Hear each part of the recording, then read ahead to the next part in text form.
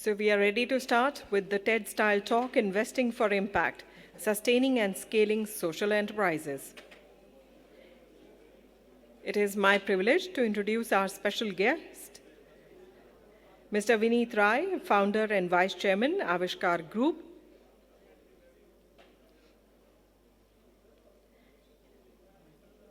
He will be talking to us on this subject. His pioneering journey with Avishkar, transforming a 5,000 rupees beginning into India's foremost impact investing platform, incubating institutions brick by brick, and demonstrating resilience through risks and crises, offers us rare insights on aligning capital with purpose. So please join me in extending a warm applause and welcoming Mr. Vineet Rai on stage. It's over to you, sir. Investing for impact, sustaining and scaling social enterprises. Thank you. Thank you, Vipin, for inviting me. I took the liberty of thinking about this, this title and then changing it a little bit. Vipin's intention was that I'll talk about a lot of entrepreneurs who probably are building impactful enterprises. But then I thought maybe I would take you through my own journey rather than talking about somebody else. So I don't know how many of you know me, but I'll try to use this as an opportunity to introduce my own journey.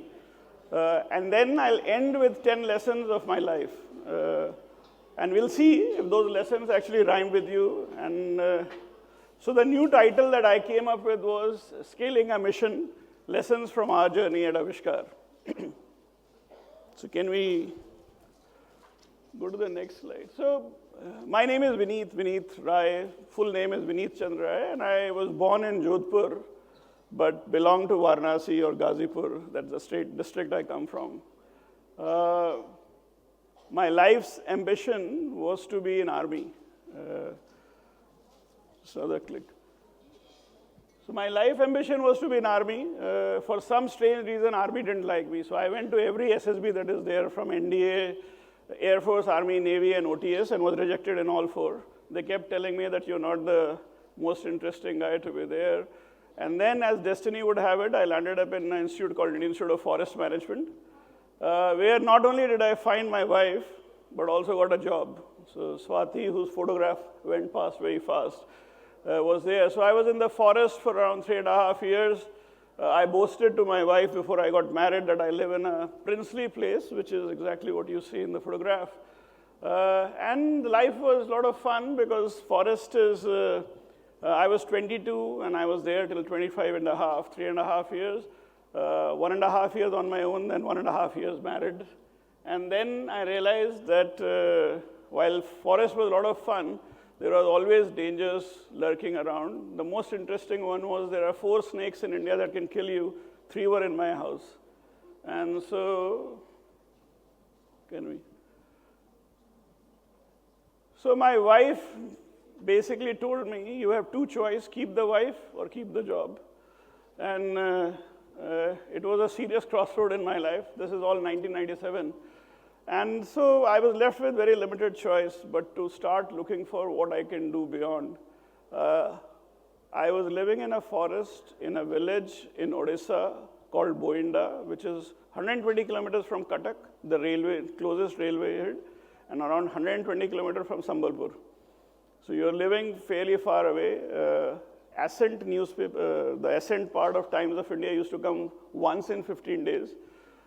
Normally 15-day late, so I applied for every job that was there, and including car salesman in Muscat, and was rejected. Mostly my application probably never reached on time. The only job that I could finally find was a professor named Anil Gupta looking for a person who worked for a corporate and lived in forest. So I was the only Indian amongst the billion who qualified for that job. And so I landed up at IIM Ahmedabad. 9 months trying to do research at IIM Ahmedabad, and I realized very quickly I'm not cut out for sitting in front of a computer and typing papers. excitement of the forest was too exciting to actually leave that and come back. So I told Professor Gupta, I'm leaving, and he said, so what do you want to do? I said, the only thing I have learned in last 9 months is I know what I don't like to do. And so I don't want to continue as a research associate, but I don't know what I want to do. And he said, hey, Keshubhai Patel was the chief minister, and he's thinking about doing something for farmers. We, as IIM Ahmedabad, have advised him to start an incubator. And so would you want to join that? And I said, what is an incubator? This is 1997, so the term incubator was not necessarily well known. And coming from the forest with my background, I had zero clue. So Gupta ji picked up a report and threw it at me and said, read it, which I very gleefully read cover to cover, and applied. So this incubator was looking for a CEO, a general manager, a manager. In Balarpur, where I was working, the manager rank was considered to be very respectful. I was 26-year-old. I said, maybe it's a respectful job, so I applied for the post of manager. The advisor to the chief minister, 2 additional chief secretaries, 3 professors from IIM Ahmedabad were the interview panel. My time came at 9 p.m. at night, and in the interview, the moment I walked in, they asked me, what is the incubator? I reproduced the entire report. So the advisor to the chief minister asked me to sit outside, then sauntered out and asked me, CEO banega, would you like to be the CEO? At 26, what could I say? I said, yes, sir. And so I became the CEO of this institution. My job was to pick farmers' ideas and innovation and convert them into businesses. I very quickly realized I learned following things. Innovators are not entrepreneurs, but they have bright ideas. These are all very crude ideas, very beautiful ideas, very crudely executed. So if you look at them, and then I had access to, because of government, we had access to National Institute of Design, IDC from IIT Bombay, etc. So how do you convert them into great products and then find entrepreneurs to convert and scale them into businesses? So I did it for 4 years. Now Gyan is considered to be India's first incubator. So you can imagine, I was running a government incubator, first of its kind, and I was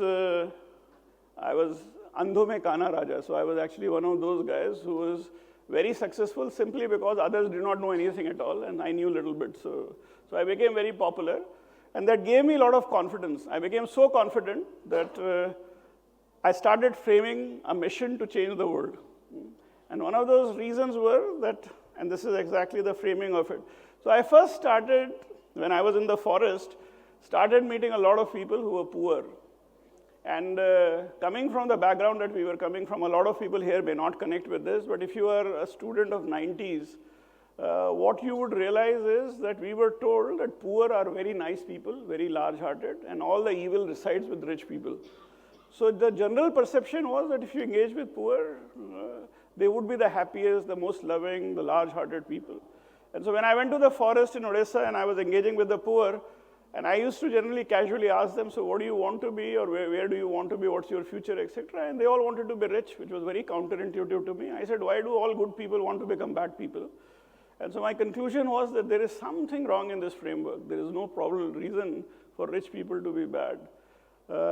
And so my first conclusion was there is a potential opportunity to convert poor rich as a big business, because there seems to be a lot of people who want to be rich. And so if you know how to make poor rich, might be a great business opportunity. The second part of it was that I was only 29 at that time. I have really no net worth. My personal saving was 5,000 rupees. My wife had received 1 lakh rupees of a fixed deposit from her father. So our total net worth was 1,05,000 rupees. I was very convinced in the incubation I had seen that great ideas exist. So every Indian carry around a dozen ideas in their back pocket to change the world. But with the right kind of support, you can convert those ideas into businesses, and those businesses can then scale up.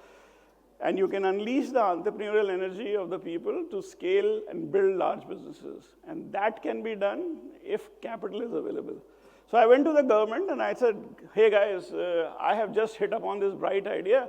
Would you mind giving me 100 crores? Gujarat government was in any case a very confident government, so they always used to encourage me to think big. So मैंने सोचा इतना बड़ा सोच लो कि government should not feel underwhelmed.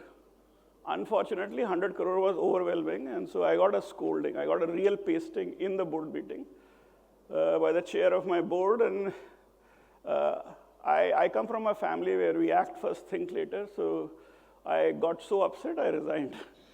1st March 2001, I resigned, quit my job, and I was very convinced that my idea is so bright that no wise people sitting in my room can actually understand it, and so I'm the right guy to start it. So I quit and started with 5,000 rupees and 1 lakh rupee of my wife, which I started believing is mine. I left and started. So what you see is where we have reached. I have skipped the whole story in between because I don't want to bore you with what happened, but I started off with 5,000 rupees and then borrowed 1 lakh rupee to start this journey. Today we manage roughly around 11,000 crore. We have invested in 100 enterprises. We were probably the first investor in a large number of sectors also. So we were fairly large investors in microfinance, large investors in agri-tech, large investors in artisanal businesses. And I'll actually talk about some of these things. But we pioneered something called impact investing, a term that got coined sometime around 2007 in Bellagio. But Avishkar was the model around which this term was coined. There was not many people who actually were doing what we were doing at that time anywhere in the world. So all this has been done over the last 24 years of our existence. If we move to the next one.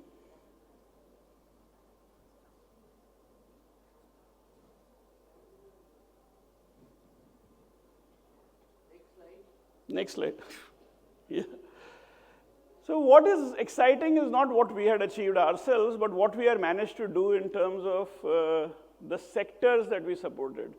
So impact investing today is close to $1.5 trillion. It's not really 100 or billion or this thing. The overall sector across the globe is roughly $1.5 trillion.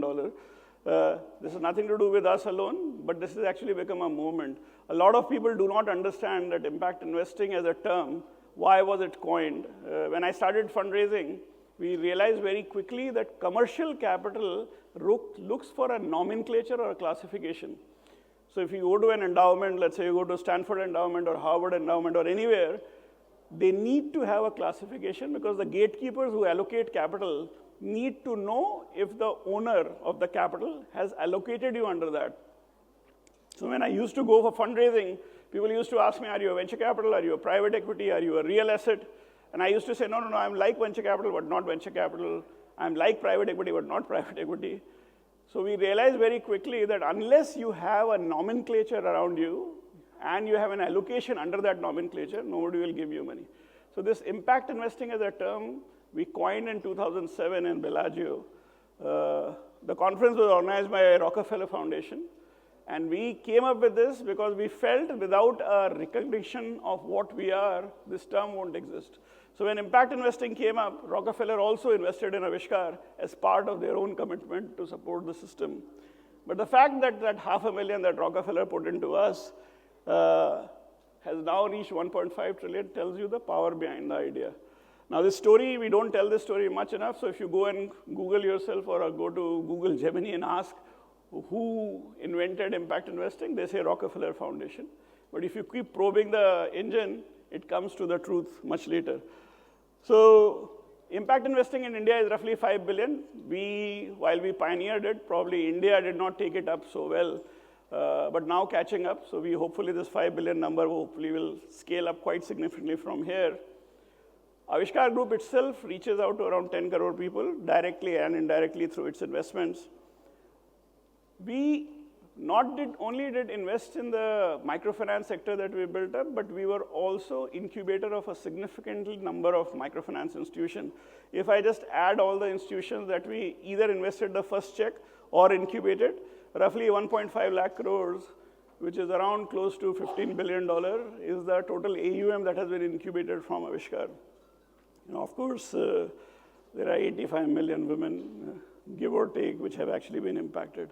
The other thing that we are very proud of in terms of scaling is building the institutions. So Avishkar was one of the 5 founding members of Global Impact Investing Network. We conceptualized and set up India Impact Investor Council. And again, this story is less known, but Microfinance Institution Network was actually conceptualized, created, and managed by us before we handed over as an association to the microfinance industry. So some of these things are the areas that I personally think we are very proud of, goes beyond what Avishkar does, but in terms of sector building.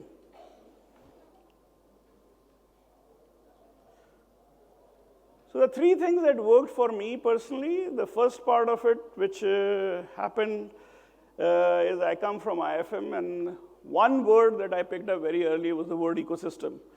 So a seed, a tree, all, and a plantation, they're all beautiful, but it's the forest that makes you thrive. So if everybody participates in the forest, you create the real ecosystem. So it's not about who is large, who's small, how big, etc. Everybody has a right to thrive, and that really is the concept around which I personally operated. So we never thought about just ourselves, we always looked at the ecosystem as a whole, and that actually largely came from the institute I came from. So IFM actually played a fairly founding role in my own thinking in that sense. IIM Ahmedabad was a very interesting exposure to me. I came from the forest, I had absolutely no idea where I am going. And so when I was in the forest, I used to meet people who won't beg, even though they will starve and die. From there, I landed up at IIM Ahmedabad, where every conversation I had in the canteen was only about meri salary kitni hogi, agli salary kitni hogi. So the only thing they talked about was money, money, money. So from starvation to money, the transition was very stark, very quickly. The other thing that I realized at IIM Ahmedabad was they were very smart people, but very unidimensional.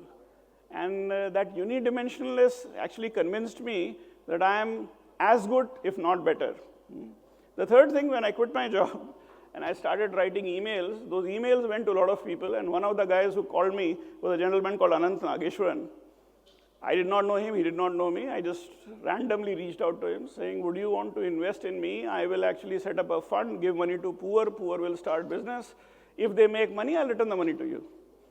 And that return the money to you intrigued Anant Nageshwaran. So he called me, he is now the chief economic advisor to the Prime Minister, but at that time he was a banker in Singapore. And so he asked me, if I give you money, you will return it. I said, theoretically, I'll return it. I don't know whether I'll return it or not. So Anant asked me to come to Singapore. And my net worth was 5,000 rupees. I had never traveled out of India. So I told him, boss, I don't have money. So he said, Acha, what if I give you a 2 and 4 ticket? So I said, rahunga kahan pe? So he offered me to stay at his place. So I landed up in Singapore, went to Anand's house, and when he opened the door, that's the first time he saw my face. The mobile phones at that time did not have video calls. But those interactions in Singapore, where I met Sanjeev Sanyal, Anant Nageshwaran, and lots of people, Jayesh Parekh, Arun Dias, told me another thing, that not am I as good as IIM Ahmedabad guys, but people who are smarter, better, and far more educated also are not necessarily better than me. They are as good as me, but not necessarily better than me. So that was a lot of boost of confidence. And I think the final thing that worked for me, I was too naive and too stupid. Had I not been naive and stupid, I would have never ever taken the risk of, in 2001, to quit your job, to start something, especially leave a government job. So I think the third part of it probably is what triggered my journey. And I think these are the 3 things that form the basis of everything I am. And if we move forward.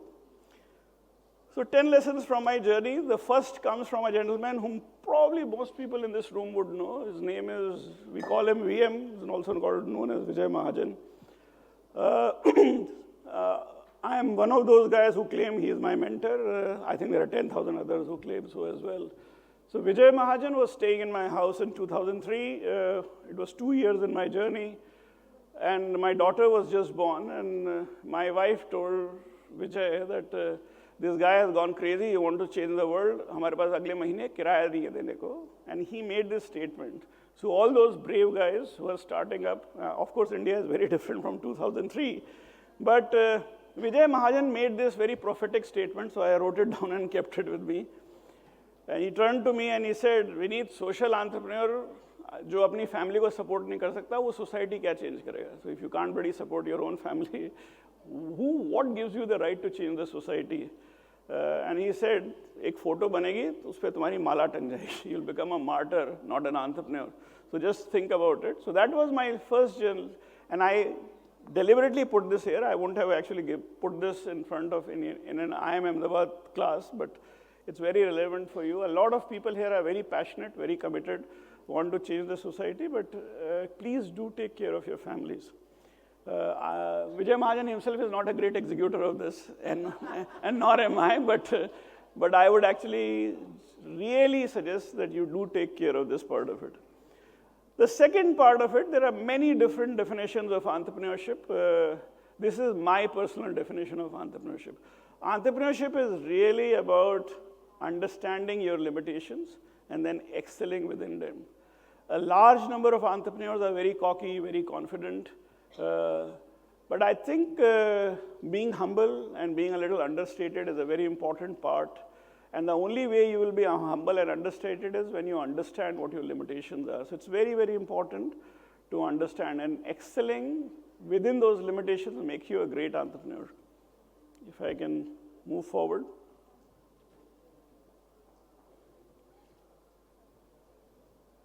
So, I told you I was very naive and I was stupid. The world is always changed by very naive and stupid people who have black hair. I don't have any black hair left on my head, but I had a thick head of black hair in 2001. If you are not stupid and you are not naive, you can't change the world. But when you are that, surround yourself with wisdom. So my advisors were some of the best people, some of the most excellent leaders of today. I had Vijay Mahajan as my mentor, and a lot of people in India also don't understand mentorship. Mentorship is not taking advice and guidance. Mentorship is you honestly tell them what you are thinking, and they honestly tell you what they think about your thoughts. It does not necessarily mean Vijay Mahajan, if you ask him, he will tell you that whatever advice he gave, I actually worked exactly opposite of that. So he said, go left, I always went right. But that was the understanding we had. He knew I will not follow what he is telling me, but I always took his advice, every time, without agreeing with it. So mentorship is really to have that ability to engage where you may disagree and you will follow whatever you do. So youth is the engine to change, drive change, but surround yourself with experience. So if you really want to scale your mission-aligned business, do surround. So I had other people, Anant Nageshwan, and you can ask any mentor of mine, they have had fights with me. We have had disagreement. In 2005, Anant and I fought for 6 months, he didn't speak to me. Arun Dias, who's another of my mentors, didn't speak to me for 7 months once. I am a fairly voluble, very aggressive person, and so I always will counter whatever suggestions came through. But each one of these people played a very important role in framing where we are today. If you can move forward. Now, I know this is a conference where everybody will have a purpose, but then purpose has very different meanings. And a lot of people, when they look at purpose, they said, "Main duniya badal dunga, main gareeb ko ameer kar dunga," like I said. But then purpose is actually just one part of your thinking in that form. There is another purpose, which is integrity of purpose, which actually looks to what you think. So what you genuinely feel, are you willing to be measured against the claims you are making? How many times will you be measured? What kind of challenges will you face? Invariably, when you are dealing with poor, poverty issues, there are many different places where you will be confronted with reality, which will convince you that speaking the truth is probably not the right thing to do, including standing up and saying that my purpose, actually I'm not able to fulfill my purpose. So therefore, purpose is critical, but so is integrity about the purpose, and having the integrity to stand up and say when you're wrong.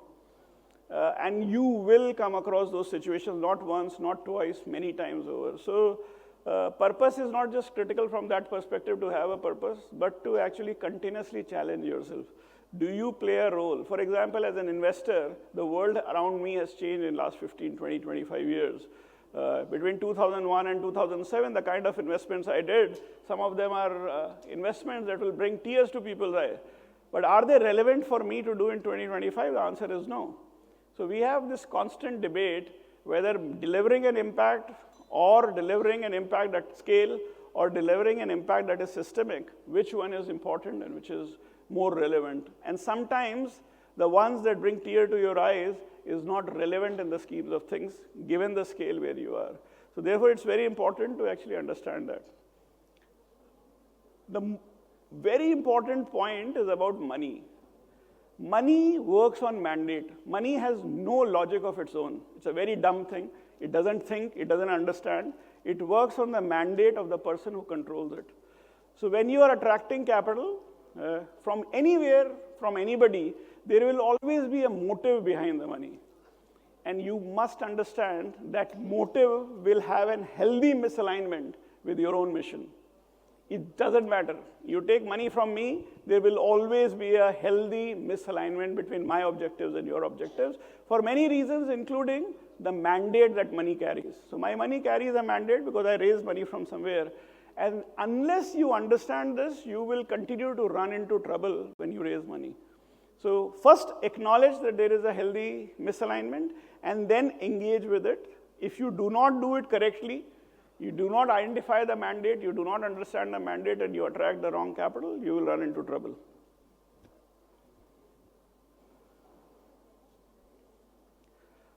This is something that is very critical in case you want to scale. It's a very easy statement to make, very difficult to execute. And I'll give you one example. When I started, I needed to attract talent. Talent was not available, as you all know. But you needed to go out of your way. So I started actually going outside India. Indian talent was not interested in working with me. So I actually hired people from US, and I went to the best of universities. We actually signed an agreement with Harvard Business School to have internship coming to India and working with me for 60 days. And we did that for 5 years. And if you go back in 2007, 2008, Avishkar and Intellecab was pretty much like a zoo. We had people from US, Europe, Germany, Japan, China, all working for us. Till the time Government of India probably figured it out and increased the minimum pay for foreigners to work with you. Then I actually became an Indian company. Before that, I was actually using, so I always attracted the best of talent, paid them 20,000 rupees a month, and made them work for 2 years. I knew 2 years later they will leave, and I used to go and tell them, I'll give you an exposure that you will never get. So all my weaknesses, I converted them into a strength, sold, and always attracted those kind of people. Vipin knows it. Vipin was actually the one who was using us as an advisor, so he knows that. But I always attracted a very youthful but very international team. The more important thing is when you attract this talent, and while I churned, because at that point of time I needed them for 2 years, you have to have these people with you for a very long period of time. Invariably, some of these people will challenge everything you stand for because they are intelligent and smart people. Most of the time, these people will be smarter than you, better institute, better pedigree, etc. And therefore, they will challenge every notion that you have, and it is not easy to actually live with it. But if you live with it, you will be able to scale up. So do think about this very seriously. Trust is built in good times and is tested when you're down. It's a very simple statement, but it has a lot of meaning, especially if you want to build a mission-aligned business over a long period of time. There will be times when you will be down. At that time, credibility actually helps you, saves you. This is something in which not-for-profits and a lot of early stage and mid-scale enterprises struggle. They do not communicate enough. They do not communicate to each other. They do not communicate up. They do not communicate down. They do not communicate to their investors. Mostly do not communicate when the communication needs to increase, which is when they are in trouble, they don't communicate at all. Generally, people won't even pick up the phone when they are in trouble. This is a big problem that I have noticed in large number of companies. They just do not understand how to communicate, what to communicate, when to communicate, and how many times to communicate. So do not underestimate the importance of communication.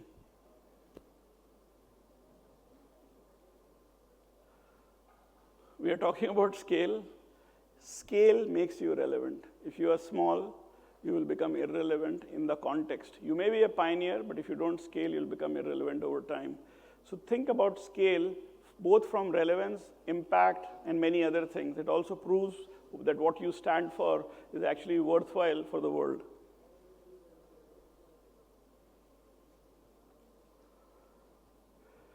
For everybody, there will be a time when you will reach your level of incompetence. So till the time you are extremely convinced, build with conviction, but there will be a time that will come when you will be irrelevant to the institution itself. So if you are building an institution that's going to be long, strong, and has going to be to define itself, there will be a time where you will have to let it go.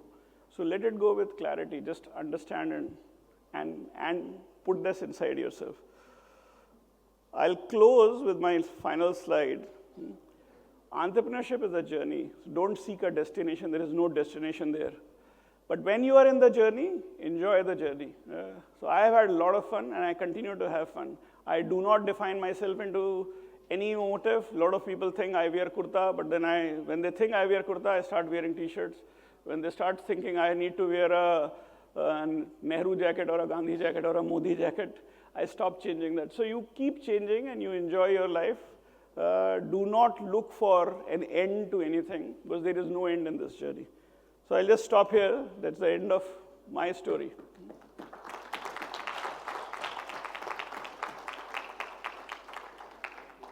And if you have any questions, I'm happy to respond in case there is time. If there's no time, then.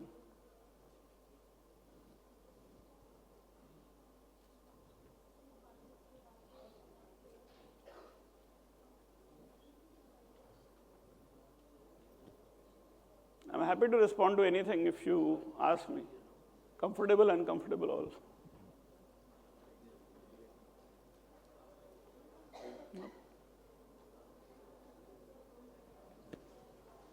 Okay, there's somebody at least. I was wondering if I put everybody to sleep. Thank you, Vineet. Wonderful presentation and session. Thank you. This is Priyanka Das. I'm from STEP Foundation. I'm the Chief Operating Officer there. We are incubators for only women-led enterprises. My question is around the ecosystem building that you talked about. I'm myself a management graduate, been in the industry for a couple of years now. I'm trying to understand two things. What are your key takeaways? Because when you're talking about ecosystem building, there are different set of stakeholders. So just probably one point as to what should your approach be towards building that relationship with different categories of key stakeholders. For example, there is the government, there is the academia, there is the institutional support, there are policy makers. So the 3 or 4 such top stakeholders. And number 2, a little on the jest side, how many such meetings did it require for you to build those relationships, sustainable relationships that even after 7 months of not being on talking terms with your mentors, it has still been, it's still going strong. So those are my 2 questions. Thank you. So I'll respond to the second question first. I think, and I have asked this question, so there's a gentleman called Jayesh Parekh, who was the first person who committed $15,000 to me when I went to Singapore. So I went to Singapore, I had never raised money. I had never seen rich people, I had never seen a long car, I had never seen anything. So just imagine they put me on the stage and asked me to make a presentation. So I said something, and I knew the audience are all bankers. So of course they knew the subject better than I knew. So I must have mumbled myself to something, and then suddenly everything got over and everybody was having chai samosa. So this gentleman walked up to me, Jayesh Parekh, and he asked me very casually in Hindi, "Tu yahan kyun aaya hai? Why have you come here this far?"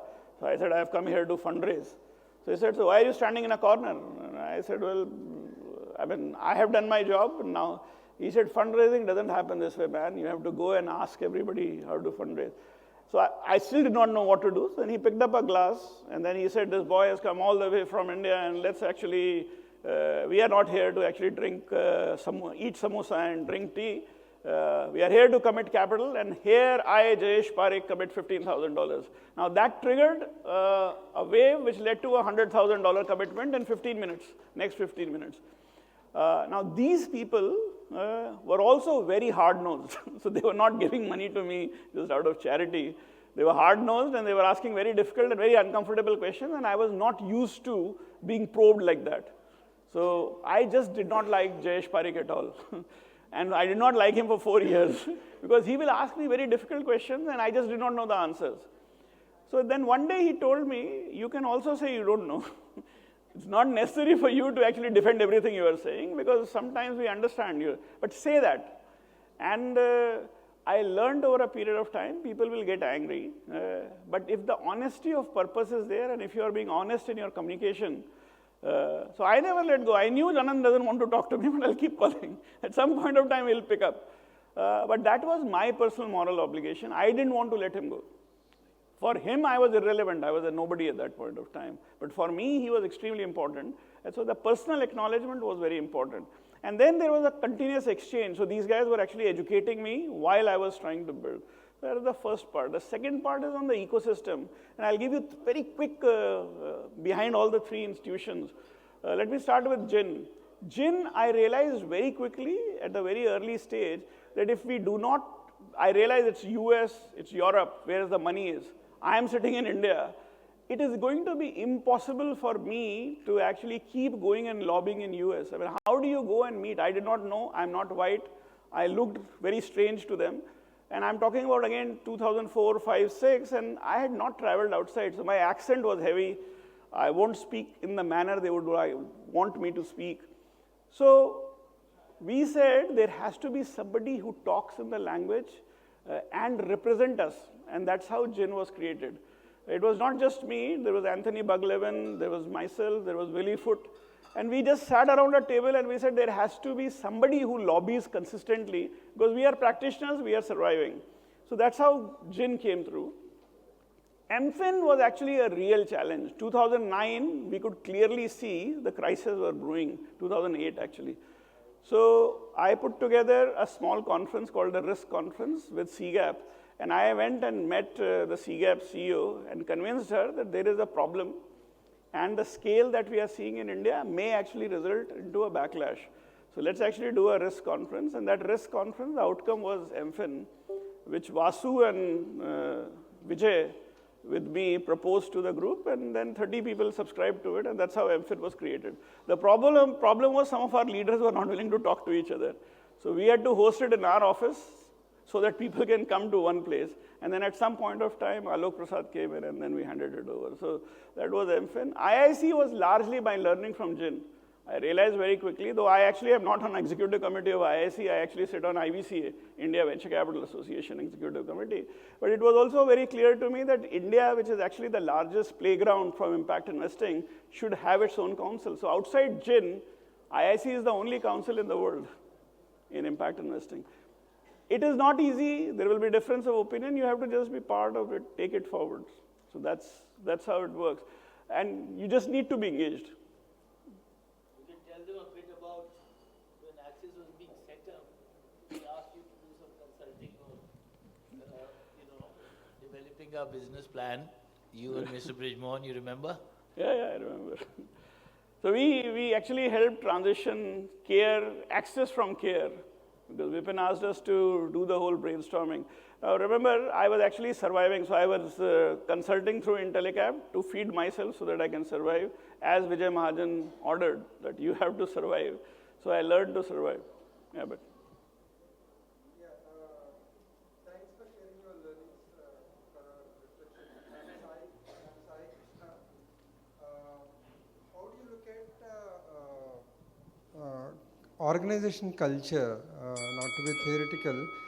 Do you see it as a context in which organizations grow? You have built organizations, you are an institution builder, and so is Vipin as well. He's building a good organization. So is it context, organization culture, or did you focus anything on specific in building it so that it survives and it sustains? So, see, the organization culture there are two types. One is actually what the top thinks. A lot of culture goes from top to bottom. But then also whether the top is willing to get the bottom to participate in defining our culture. So, Avishkar has a manifesto, Avishkar Group has a manifesto, which is actually some 14 lines and I think 54 or 57 some words. Now, those words have come from 54 people from across the group. So, we have 10,000 people. I actually put together the entire senior management, put them together for a 2-month period where we kept coming up with words and then I converted it into a prose. And that prose actually has words picked by each one of those 54 people. Some of those people have left, some of them gone, but the culture stays and then culture of then sub-themes were identified. Most of it is what people see. So there are two kinds of perception. If you ask yourself who you are, you look very different. When you ask somebody else how I look, you have a very different perception. So we did actually a both inside out and outside in view of who we are. And that's what we actually defined. But then I had an advantage of being around for quite some time.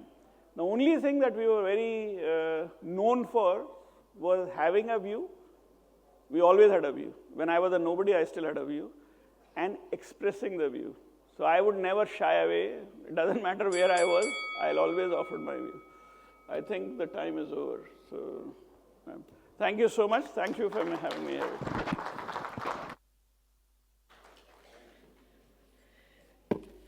Thank you, Mr. Rai, for the enlightening and very engaging talk.